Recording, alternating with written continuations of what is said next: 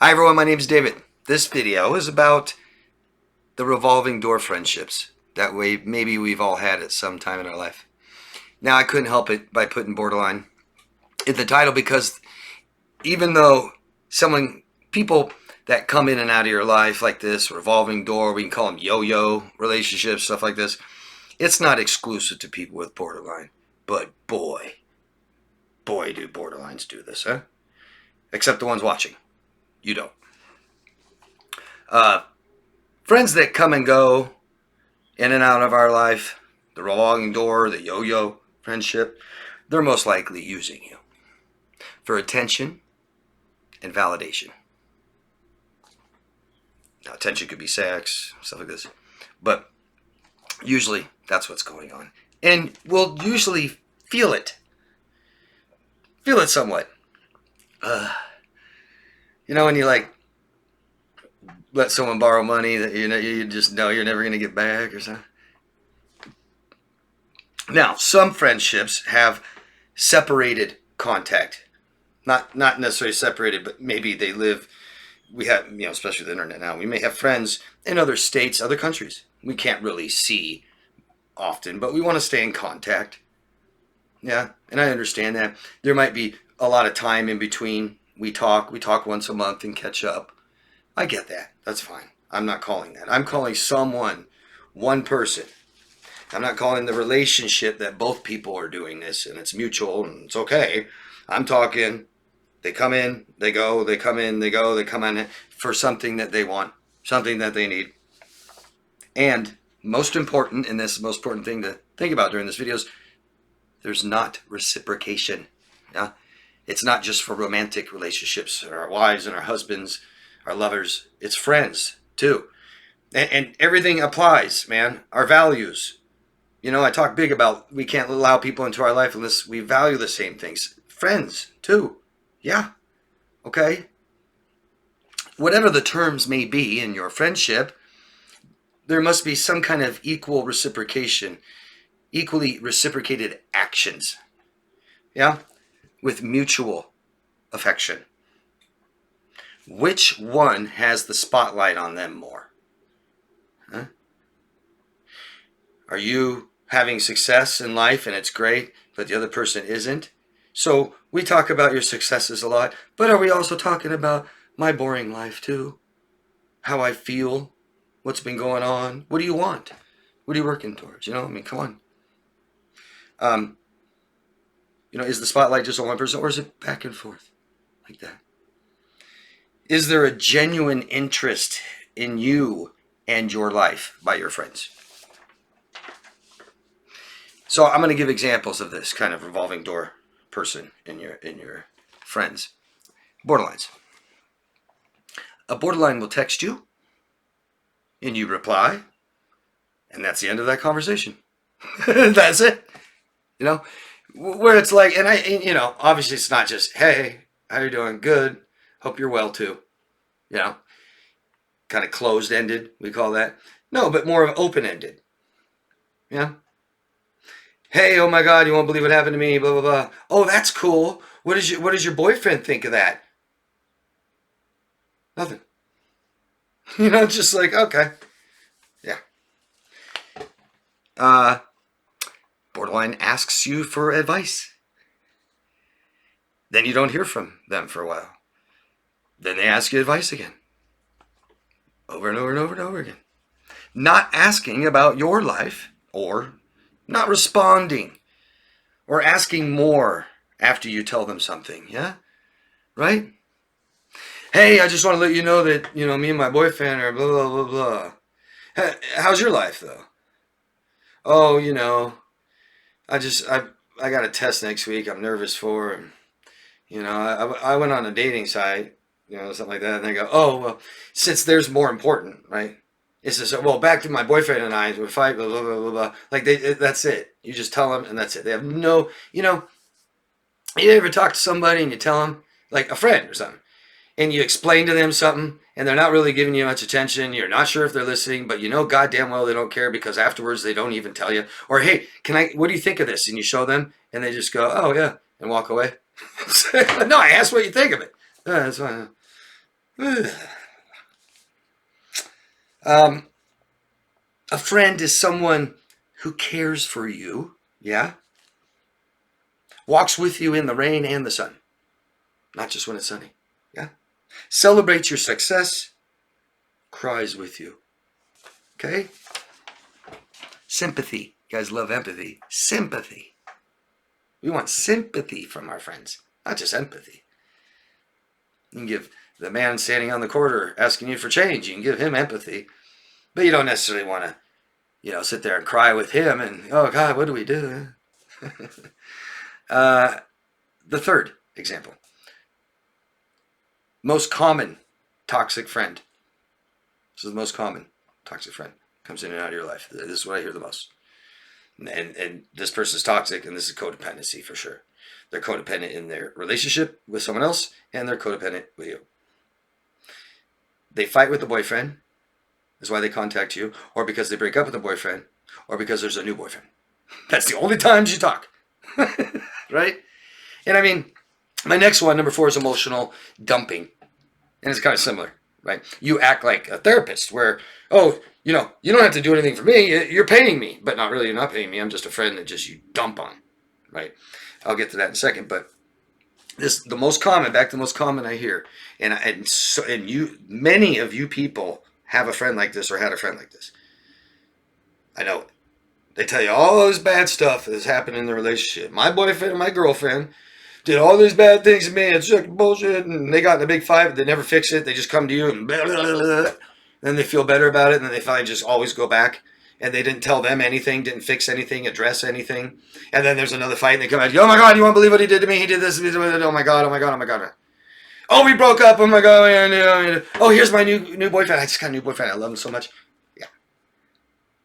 That's very borderline-ish friend right there. And then back to emotional dumping. We all pretty much know what that is, yeah? Yelling and screaming. Or maybe I'm crying and having a meltdown. Or it's a temper tantrum. God, why do I have to do this? Or, oh my God, I'm so scared of this, right? And it makes you kind of feel it too. And then they're off.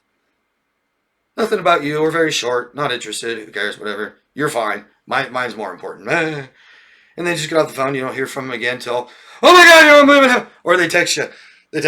I have a lot of things to talk to you about. Yeah. Go see a therapist. Number 5. You seem to pay more. I hate to get down to the money, but boy, is it important. Why is it important? Doesn't feel good. If it feels fine to give all your money away to somebody, I won't argue with it. Keep doing it. If it feels good, especially, yeah, fuck, give all your money away. Yeah, why not? Who cares? Feels great. If you're homeless and cold in the winter and because you do it, well, doesn't feel very good. Might not want to do it anymore. But they're not around when they have money or when you don't. Friends like that? Yeah. Oh, I just seem to be that friend that just kind of it takes them out. I seem to always buy the drinks. And I seem to pay for dinner a lot. Yeah. Yeah, I get them presents. They don't really have one for me.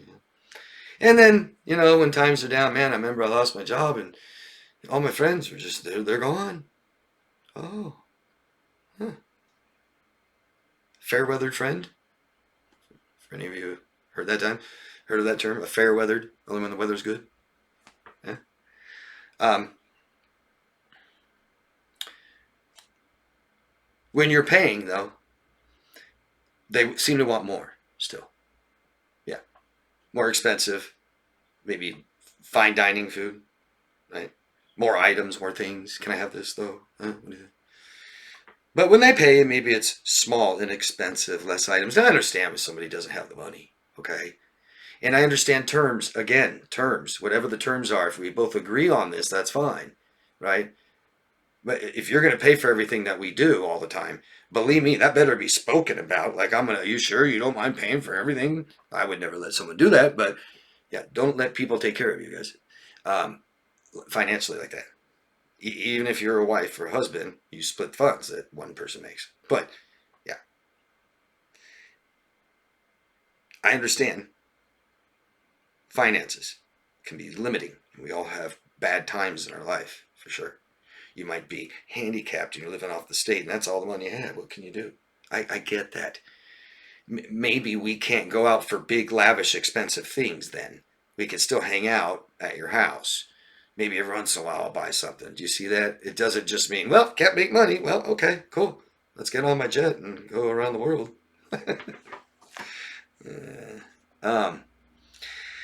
It's not tit for tat if it feels bad. Okay.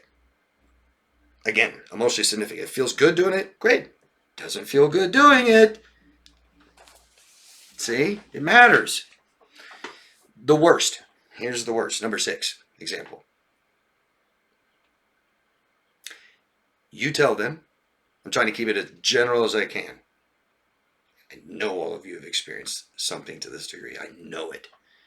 You tell them you don't like something they did, okay? That being keeping it general, whether it was the lie, a cheat, the behavior, screaming, yelling, hitting you, whatever it is, something small. I've asked you not to do that, no, now you did it. Whatever it is, you tell them, hey, I don't like that, what you did. That's not okay, it feels bad.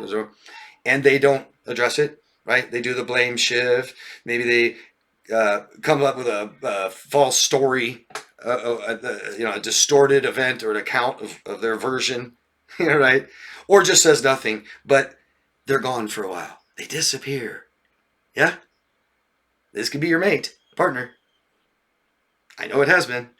Tell me, guys. But they're gone for a while, and then they come back. Act like nothing happened. Maybe it was your husband just for hours or a night or the next day or 2 days, but maybe it's a friend for 2 weeks. They come back, hey, how are you doing? I have a lot of stuff to talk about, right? And then so you bring it up again. Hey, do you remember what happened 2 weeks ago and you stopped talking to me? Yeah. And then they say, I don't remember, right? Or they give you another version, the fucked up version of what happened. Or they say, oh, that's the past. I teach people how to deal with this stuff coaching directly, just so you know. But, 1, remember this, people. Problems are fixed or relationship ends. And a problem is a problem when you say it's a problem, especially if it's emotionally significant. I don't like that. It doesn't feel good. It's uncomfortable. That's scary. That's annoying. Okay? Again, we're stuck with ourselves. We all have problems, but we're stuck with ourselves. We try to fix them. We're not trying to be perfect. We just try and keep being better versions of ourselves. But a couple doesn't accept problems and just try to become better version of a couple. No. We're not stuck with anyone, and I'm sorry that all of you have felt that way before. Not good. Helpless, hopeless? Yeah, no. Under some agreement, obligation, contract, too bad. Be careful what you agree to from now on. But problems in relationships are fixed or they end. That's it. That's the rule. It's that simple. That's simple. So, do you see? It's not my fault. You're just tripping. It's weird. Okay, but I feel bad still. I still feel like I can't trust you. I've used this before. They can go, bring fire engines to a big party, have a big party for you, have all your friends there, give you $5,000. That may not make me feel better. And if it doesn't, shoot. Thanks for trying really hard, but it doesn't mean an apology means it's fixed. I hope you guys understand this. If I wrong you, just because I say sorry doesn't mean that's it. Start all over. No, I say, I'm sorry, and I'll get into that in a second. Apology. 1 second. But I apologize. And then, doesn't feel better. What are we going to do? End it. It's over. Can't fix it. Let's just take, a month off. To what? For what you did to me? For that, my reaction to just go down? No. I need to know you'll never do it again, number 2. That was number 2 is wronging you is never in the past until they write it. Until we write what happened that was wrong, it's not in the past. Doesn't matter. Doesn't matter if you screw me over and take off for 2 years and come back and say, oh, that was in the past. No, here it is. It's right here. It's right here. And if they wait too long and you can't remember, done. Sorry, you waited too long. Can't even remember. Still can't do it. Didn't fix it. It's over. Your way of fixing things is taking off, or you're, nope, not going to work with me. An apology is real simple. 3 things. I am sorry. The words, I apologize, I'm sorry. For what? Not for that. For talking to you the way I did and hurting you and disrespecting you like that. And number 3, I'll never do it again. Ever.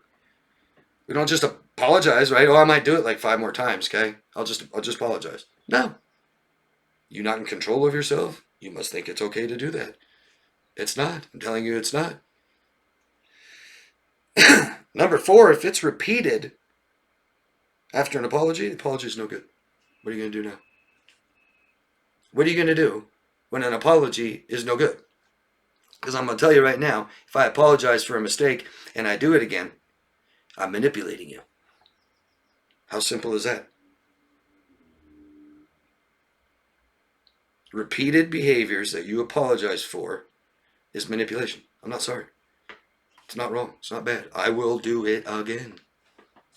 It's manipulation. It's a great way to hold yourself accountable. Those 3 ways to apologize. If something a person does feels bad, or a relationship feels bad, we must do something about it.